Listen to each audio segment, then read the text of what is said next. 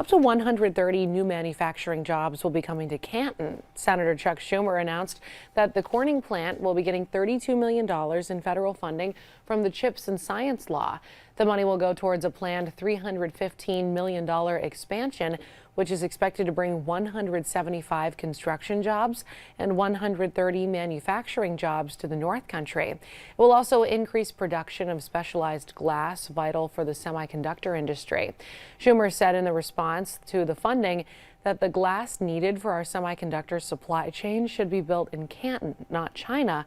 And today's investment helps further realize the goal of the bipartisan CHIPS and Science Law of bringing manufacturing back to America.